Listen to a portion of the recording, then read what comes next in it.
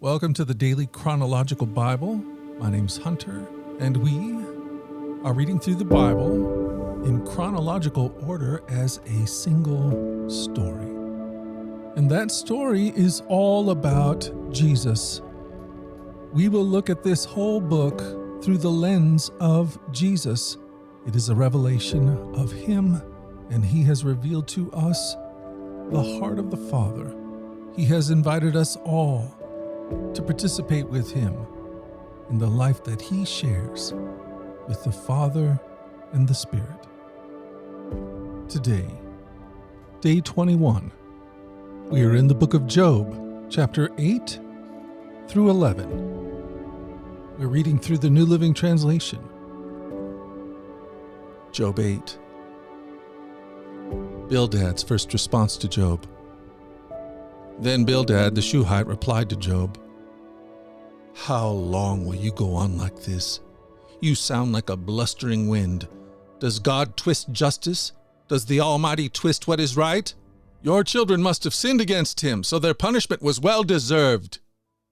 But if you pray to God and seek the favor of the Almighty, and if you are pure and live with integrity, He will surely rise you up and restore your happy home. And though you started with little, you will end with much. Just ask the previous generation. Pay attention to the experience of our ancestors. For we were born but yesterday and know nothing. Our days on earth are as fleeting as a shadow, but those who came before us will teach you. They will teach you the wisdom of old. Can papyrus reeds grow tall without a marsh? Can marsh grass flourish without water? While they are still flowering, not ready to be cut, they begin to wither more quickly than grass. The same thing happens to all who forget God. The hopes of the godless evaporate. Their confidence hangs like a thread. They are leaning on a spider's web. They cling to their home for security, but it won't last. They try to hold tight, but it will not endure.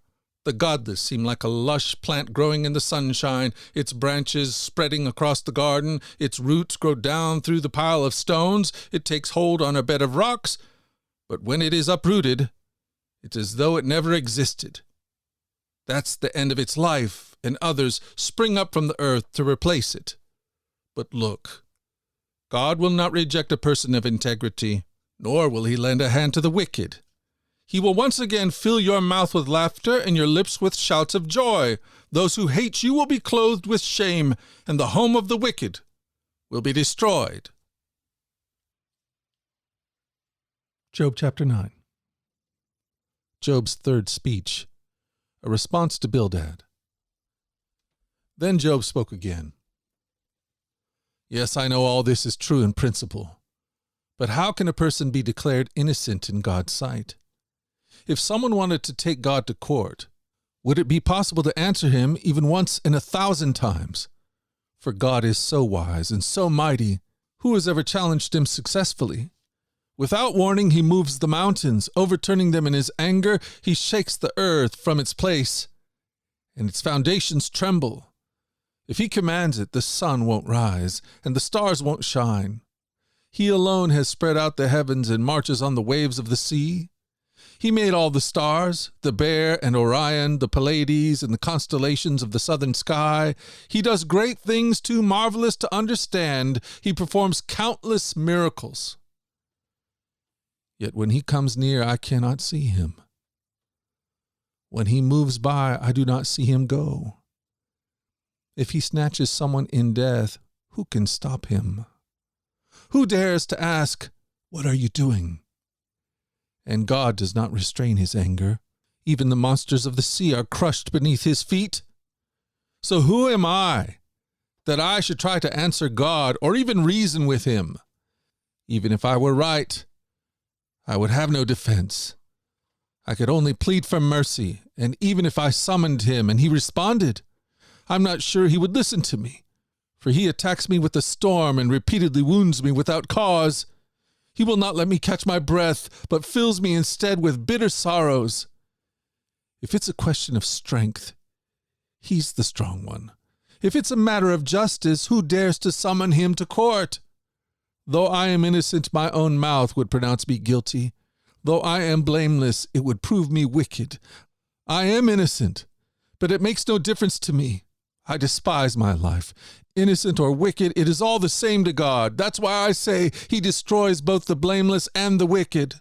When a plague sweeps through, he laughs at the death of the innocent. The whole earth is in the hands of the wicked, and God blinds the eyes of the judges. If he's not the one who does it, who is? My life passes more swiftly than a runner. It flees away without a glimpse of happiness. It disappears like a swift papyrus boat, like an eagle swooping down on its prey. If I decided to forget my complaints, to put away my sad face and be cheerful, I would still dread all the pain. For I know you will not find me innocent, O God. Whatever happens, I will be found guilty. So what's the use of trying? Even if I were to wash my face with soap and clean my hands with lye, you would plunge me into a muddy ditch, and my own filthy clothes would hate me. God is not a mortal like me, so I cannot argue with him or take him to trial. If only there were a mediator between us, someone who could bring us together. The mediator would make God stop beating me, and I would no longer live in terror of his punishment. Then I could speak to him without fear, but I cannot do that in my own strength. Job 10. I am disgusted with my life. Let me complain freely. My bitter soul must complain. I will say to God, don't simply condemn me. Tell me the charge you are bringing against me. What do you gain by oppressing me? Why do you reject me, the work of your own hands, while smiling on the schemes of the wicked? Are your eyes like those of a human? Do you see things only as people see them? Is your lifetime only as long as ours, or is your life so short that you must quickly probe for my guilt and search for my sin? Although you know I am not guilty, no one can rescue me from your hands. You formed me with your own hands. You made me, yet now you completely destroy me. Remember that you made me from dust. Will you turn me back to dust so soon? You guided my conception and formed me in the womb. You clothed me with skin and flesh, and you knit my bones and sinew together. You gave me life and showed me your unfailing love. My life was preserved by your care. Yet your real motive, your true intent, was to watch me, and if I sinned, you would not forgive my guilt. If I am guilty, too bad for me, and if I am innocent, I can't hold my head high because I'm filled with shame and misery. And if I hold my head high, you hunt me like a lion and display your awesome power against me. Again and again you witness against me. You pour out your growing anger on me and bring fresh armies against me. Why then did you deliver me from my mother's womb? Why didn't you let me die at birth? It would be as though I had never existed, going directly from womb to the grave. I have only a few days left, so leave me alone, that I may have a moment of comfort before I leave, never to return. For the land of darkness and utter gloom, it is a land as dark as midnight, a land of gloom and confusion, where even the light is as dark as midnight. Job chapter 11. Zophar's first response to Job. Then Zophar the Naamathite replied to Job, shouldn't someone answer this torrent of words? Is a person proven innocent just by a lot of talking? Should I remain silent while you babble on? When you mock God, shouldn't someone make you ashamed? You claim, my beliefs are pure, and I'm clean in the sight of God. If only God would speak, if only he would tell you what he thinks, if only he would tell you the secrets of wisdom. For true wisdom is not a simple matter. Listen, God is doubtless punishing you, far less than you deserve. Can you solve the mysteries of God? Can you discover everything about the Almighty? Such knowledge is higher than the heavens. And who are you? It is deeper than the underworld. What do you know? It is broader than the earth and wider than the sea. If God comes and puts a person in prison or calls the court to order, who can stop him? For he knows those who are false, and he takes note of all their sins.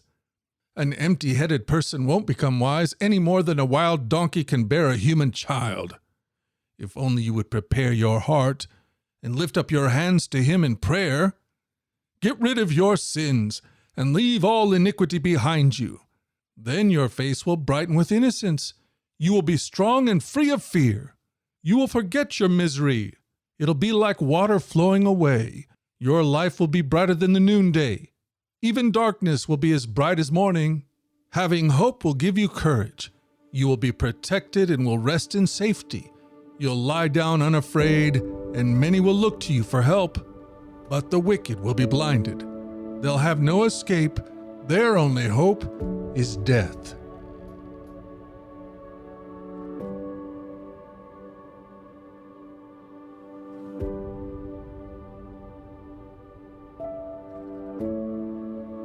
This is the word of the Lord. The Daily Chronological Bible. Join us at our flagship podcast, The Daily Radio Bible, where we read through the entire Bible over the course of a year. In our daily reading and meditation, we open our hearts to the God who is love. Find out more at dailyradiobible.com or wherever you get your podcast. These podcasts are entirely listener-supported.